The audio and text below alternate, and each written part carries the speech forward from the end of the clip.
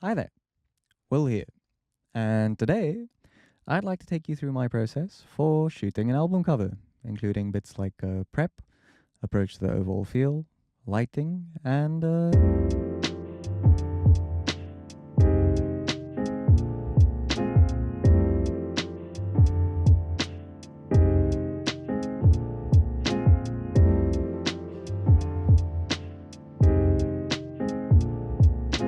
I'll start things off in a similar vein to my other process videos by telling you how I got the job. Around 5 years ago, I reached out to a very cool person called Jade, who I wanted to photograph. And it didn't end up working out then. She ended up moving away to study and such. But now, 5 years down the line, has ended up back in Cape Town and works at a music agency. So, given that she had an understanding of my work and that we'd spoken in the past, she reached out and asked if this is something I'd be interested in doing. The agency had a lovely vision for where they were hoping to exist with these photographs, so I tailored my brief and response to their brief to fit with some of the ideas they had. The main elements they were interested in playing with were the concept of sonder, dual perspectives, and a universal environment, meaning a sort of quiet, almost listless feeling in the photographs. Photographs where both characters were in frame with alternating perspectives somehow, and images where the characters were in the same space at the same time. The overall feel was to be warm and contemplative.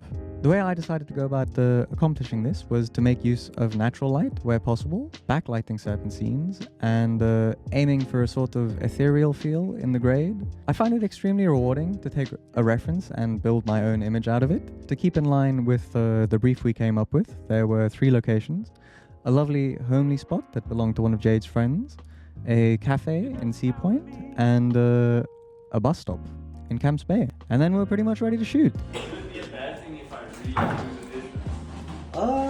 I'm just trying to decide if the dishes are the thing you need to be doing. Maybe what you're doing, our exposure is going to be quite slow. So you have to get it still. So this time you are looking at me, Margaret. You're doing exactly what you're doing. That was perfect. Exactly. This is not the picture. This is the picture.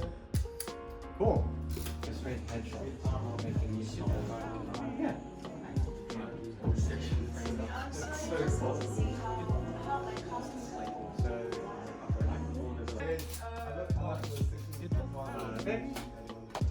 I've got this thing where like my eyes closed. Like, So I always look like we'll just line you up, and then I'll have you close your eyes, and I'll count you down. And the second I say I get to 1, you open, and then there'll be a split second. Like 3, 2, 1. Rudy, you survived. yeah.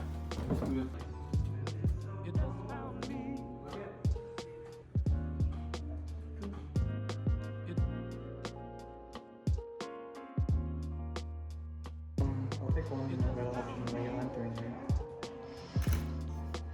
I did use a digital camera on this maneuver, not for any reason outside of the fact that I've had a few meetings lately with agencies and cats who work in production for jobs I'm trying to land, and it's been mentioned that it would probably be useful for me to have some digital shots in my portfolio, so I'm kind of treating this digital camera like most people would treat a film camera, and taking a couple of shots on the side just to have them and maybe tinker with down the line to show that I can shoot digital.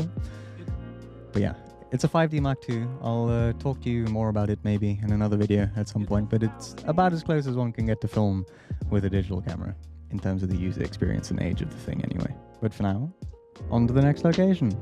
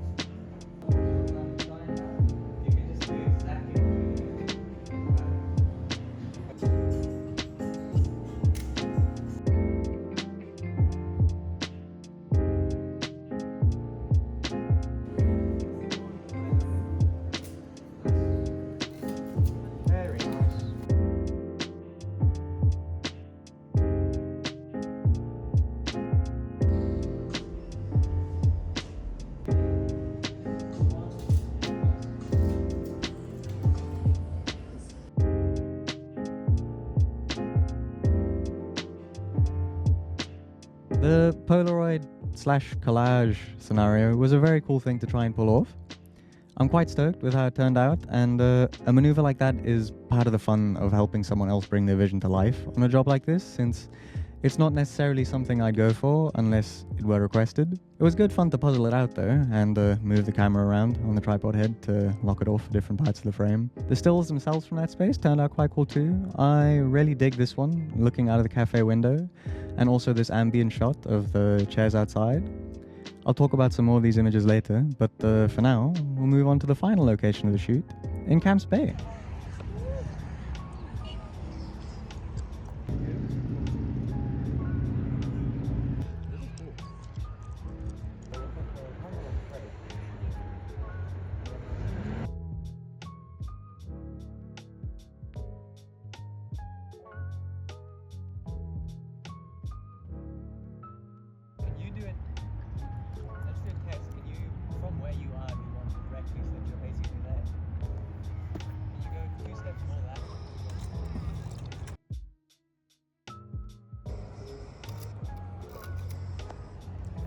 I might have overcompensated there.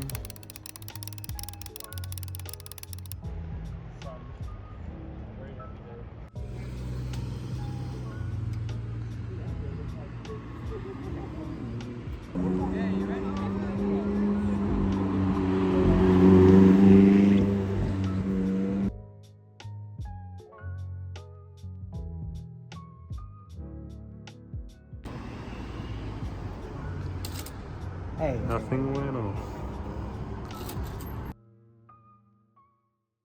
I got some photos I really like on this shoot.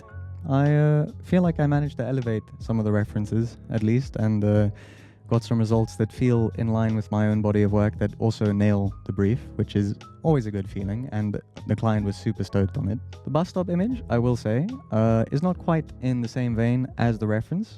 However, I will say that the reference image is in a studio, and the sunset backdrop in that scene is a printed backdrop, whereas what we did was shoot it on location at an actual bus stop. It would have been cool to match the light completely, but also completely outside the realm of reality, because shutting down one of the busiest streets in Cape Town on a weekend, I believe, afternoon is not something one can do at the budget level I'm operating at. Not that I wouldn't love to do that. I mean, if someone has a budget and would like me to shut down a road, please reach out. Anyway, to break this one down for you a bit, it was a 2-light setup. Basically, I had David on the left over there with 120 centimeter octobox, which is the normal light I use. And then got Jade to hold a snoot with an orange filter attached on the right-hand side over there.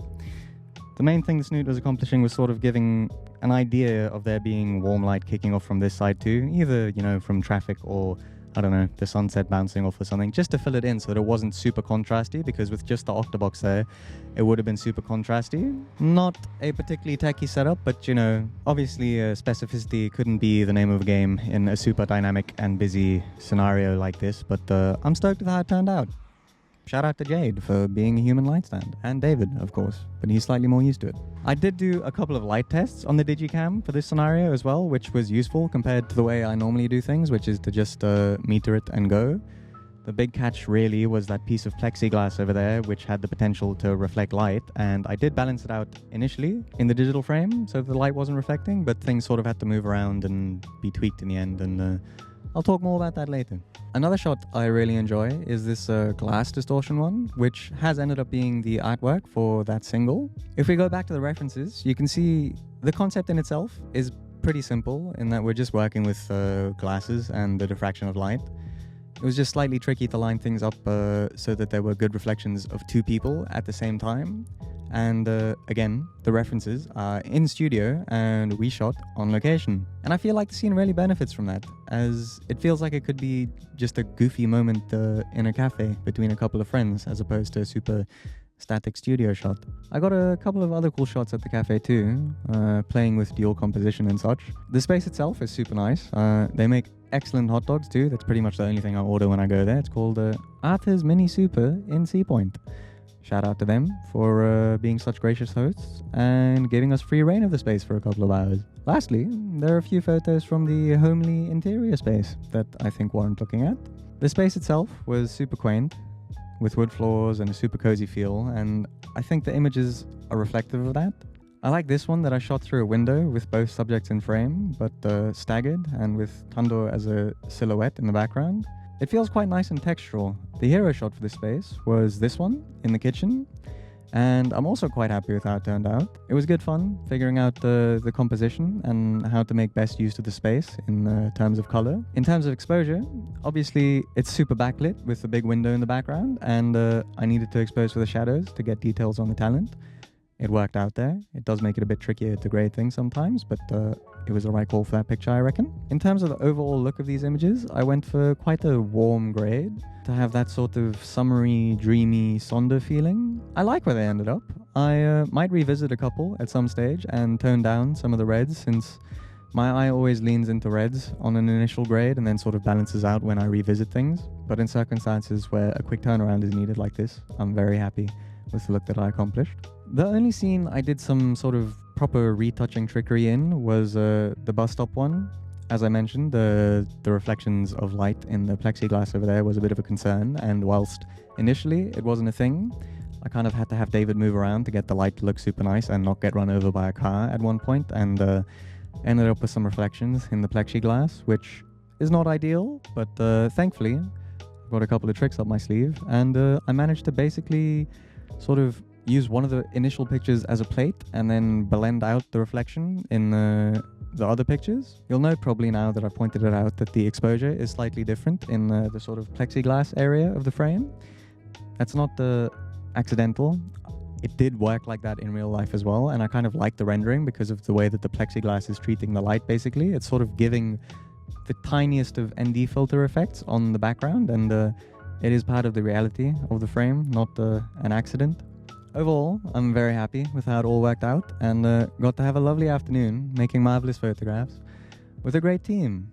A massive thanks to David, Jade, Danilo, Tando, Kayla, Mr. Silk, and all the other folks involved in this, because it takes a village, you know, and this was a fun one. It's a great joy to be able to be out there making photographs. If you know someone who needs photographs made, feel free to tell them that you know of a guy. I will come anywhere in the world. I have a passport. Anyway, thank you so much for taking the time to watch this. A monumental thank you, as always, to the members of my Buy Me a Coffee who support this channel and allow me to make videos like this. I wouldn't be able to do it without their support. Feel free to stop by and have a gander there. I put a decent amount of stuff up there, from more everyday vlogs to further lighting breakdowns on scenes I really like, and the support I get there allows me to keep doing this. So it works out quite well. There's a breakdown of a cycling editorial I shot recently, going up there soon. Can't post it on YouTube because I didn't really get much in the way of behind the scenes videos, but I can do a breakdown on the process and lighting, which is going to be up there. And some other potentially exciting news that I can't share publicly yet, but I can put out there. Anyway, I'll see you soon.